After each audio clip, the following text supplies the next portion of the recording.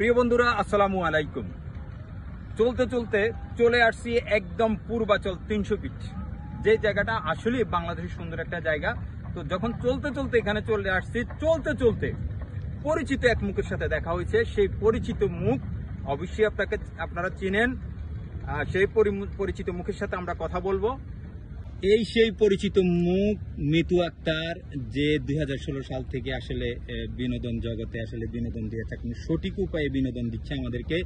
আমিও মাঝে মাঝে কিন্তু ওদের সাথে কাজ করেছি, ভালো লাগছে। ওরা খুব সুন্দর সুন্দর ভিডিও বানাইছে। তবে আফসোসের বিষয়, মানে কিছুদিন যাবৎ মানে দেখতেছি ও ভিডিও করে না। কেন করে না সেটাই জানার চেষ্টা করব। তবে জানার চেষ্টা করব কেন সে ভিডিও করে না। আসলে ফার্স্ট টাইম যদি বলি যে মানে প্রথম যখন তোমরা ভিডিও করো 2016 সাল থেকে, মানে শুধু বিনোদনের জন্য না, আসলে কোনো ইনকাম করবে এরকম চিন্তা ভাবনা? না, 16 সাল বলতে আমি 16 সাল থেকে ভিডিও করি না, আমি 19 সাল থেকে ভিডিও করি। 18 লাস্টে 19 সালে ফার্স্ট থেকে ভিডিও করি। আর প্রথমত আমি মানে আগে তো বুঝতাম না যে ভাইরাল জিনিস বা ইনকাম করা এগুলা কিছু জানতাম না, ঠিক আছে। এমনিতে শখের বসে ভাইয়ার সাথে করতাম, কাকিরা করতাম, আমি দেখতাম, আমি মাঝে মধ্যে হাসতাম যে এরা কি করতেছে এগুলো, শুধু হাসে, আমি দেখে দেখে হাসতাম। তো একদিন এরকম আমি আবার টিউশনই করতাম তখন। তো কাকি আমাকে দেখে বলছে যে ভিডিও করবে। আমি তখন বলছি যে না, কেননা আমরা যেহেতু মুসলিম পরিবারে বিলং করি, আমাদের পরিবার থেকে বাধা থাকে। তো পরে আমি করছি কি যেন কয়ে, আমি কিছু বলি না, আমি না কিছু বলি নাই যে হ্যাঁ করবো বা করবো না, এগুলো কিছু বলি না। আমি চলে গেছি বাসায়। 2-3 দিন পরে আমি কেন জানি না মানে নিজে থেকে করা শুরু করছি ভিডিও। তখনও বলছিল ওরা যে ভিডিও কর, সমস্যা নাই, কিছু হবে না। আমি তো আর বুঝতাম না যে ভাইরাল বা মানুষ আমাকে দেখবে, বা মানুষ দেখবে ঠিক আছে, কিন্তু এত মানুষ দেখবে বা এত মানুষের ভালোবাসা। এই যে আজকে আমি ঢাকায় মেট্রোতে উঠছিলাম, নামার সময় আমাকে আপু একজন বলছে যে আপু আমি তো তোমার ভিডিও দেখে মানে ভালো লাগে। তখন সবাই বলে যে এরকম ভালো লাগে, অনেক ভালো লাগে, কিন্তু তখন আমি এটা বুঝতাম না যে আসলে ভাইরাল জিনিসটা কি। এই তো ভাইরাল তো হয়েছে, ধরো সারা বাংলাদেশের মানুষ, মেজরিটি যারা আসলে বিনোদন দেখে বা বিনোদন প্রেমী যারা, তারা অবশ্যই মানে ভিডিও দেখে। বা আমি দেখেছি অসংখ্য ভিডিও ভাইরাল হয়েছে, অসংখ্য, যেটা টিকটক বলো, লাইকি বলো, তারপরে ফেসবুক পেজে বলো। মানে যদি ওই জায়গাটা বলি আর কি, যে প্রত্যেকে তো এখন ইনকাম করে, মানে প্রত্যেকে এখন পেজ বা টিকটক, লাইকি কিংবা তোমার ইউটিউব, প্রত্যেক জায়গা থেকে সবাই আর্ন করতেছে। সেই ক্ষেত্রে আমি তোমাকে বলবো, তুমি কি পরিমাণ আর্ন করছো এই পর্যন্ত, যদি আমাদেরকে বলতে একটু। আর্ন বলতে আমি সেরকম ভাবে এখনো আর্ন করি নাই, বা ওই জায়গায় আমি পৌঁছাই নাই, ঠিক আছে। আমি ভিডিও করছি সবার সাথে, যার সাথে ভিডিও করছি সবাই দেখে বা ওনাকেও চিনে সবাই, উনিও পরিচিত মুখ। তো এই আর কি। আমি তো আরো মনে করছি তোমার সাথে যে 300 ফিটে যে দেখা হয়েছে, আমি মনে করছি যে এখানে জমি বরাদ্দ চলতেছে, কি জানি এখানে জমি টমি কিনবা নাকি? যেহেতু ওইগুলা ফিলার গুলা সব আমার, এগুলা ফিলার গুলা সব তোমার। হ্যাঁ, তো তার মানে বোঝা গেল যে কিনবো আর কি। আচ্ছা, তো মিঠু সরকার তো অলরেডি ফেসবুকের টাকায় সে ঘোষণা দিয়ে দিয়েছে, ফেসবুক ইউটিউবের টাকায় সে মনে করো বাড়ি করে ফেলছে। তো সেক্ষেত্রে তোমারও তো একটা বাড়ি হওয়া দরকার। সেক্ষেত্রে তুমি গ্রামে করবা না এদিকে করবা? আমি তো একটু শহর টাইপের থাকতে পছন্দ করি, তো আমি ভাবতেছি যে গ্রামে থাকবো না, আর এত ছোটখাটো একটা বিল্ডিং করে তো লাভ নেই, আমি একটা অ্যাপার্টমেন্ট করবো, ওই জন্য আর কি।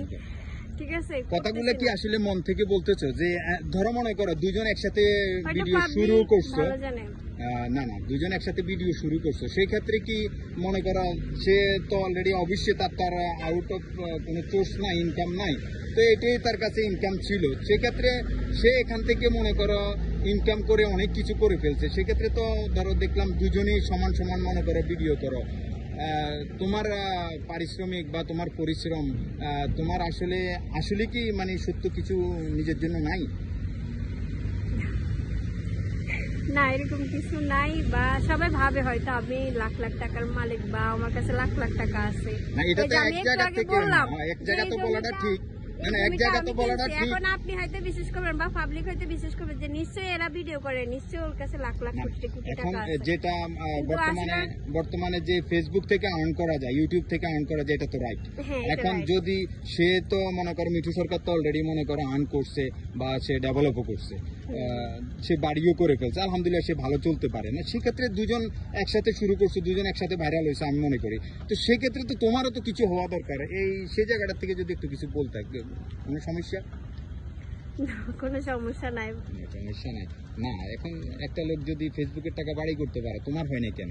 মানে দুজন তো একই সাথে ফেসবুকে কাজ করছো, আমি কাজ করছি, হয়তো আমি ওয়ান টাইম আমার ভালো লাগছে আমি করছি, আমার ভালো লাগে না আমি যাইনি, কিন্তু মানে যদি সে দুজন একসাথে যদি একটা ফেস খুলে যদি মনে করে কাজ করলে সে যদি কিছু করতে পারে, তুমি পারো না কেন?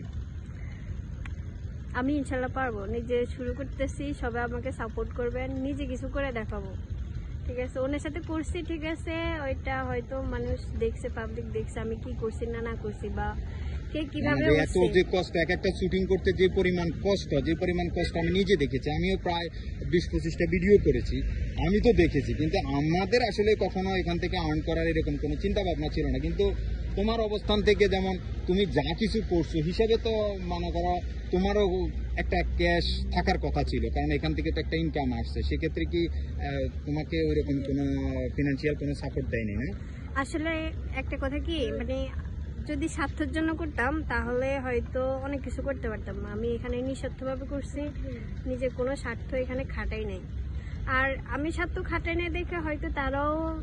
তুমি কি মনে করো যে এখন যে তুমি ভিডিও করতেছো না বা ওই পেজে কাজ করতেছো না, মানুষ তোমাকে মিস করে, তোমার কিছু এটা মনে হয়? এটা আসলে আমি বলতে পারবো না, মনে হয় না মানুষ মিস করে, কারণ আমি কি বলবো যে অনলাইন জগৎটা হয়েছে এরকম, আপনি যতদিন আপনার ক্যামেরার সামনে থাকবেন আপনাকে পাবলিক ততদিন পছন্দ করবে, রাখবে মনে। একটা হিন্দু ছেলের সাথে তুমি একটা মুসলিম মেয়ে হয়ে যে ভাই বোনের যে সম্পর্ক, এত সুন্দর সম্পর্ক, যেটা আসলে আমার জানা মতো হয়তো অনেক দর্শকরা এটা বিশ্বাস করবে না, কিন্তু আমার কাছে মনে হয়েছে একটা ভালো সম্পর্ক ছিল। কিন্তু ভালো সম্পর্কের ভিতরে মানে যদি স্বার্থ, আমার কাছে মনে হয়েছে যে একটা স্বার্থ কাজ করছে, সেক্ষেত্রে তুমি স্বার্থের চিন্তা করো না কেন? ওই যে ভাই বোনের মধ্যে তো কোনো স্বার্থ থাকে না, নিঃস্বার্থভাবে। ভাইয়েরা বেমানি করে সবসময়, কিন্তু বোনেরা করতে পারে না। হ্যাঁ ওইটাই, ভাইয়েরা সবসময় ভুলে যায় কিন্তু বোনেরা কখনো ভাইদেরকে ভুলতে পারে না, এটাই কথা। আসলে স্বার্থের পৃথিবীতে কেউ কারো না, স্বার্থ পুরালেই সব শেষ।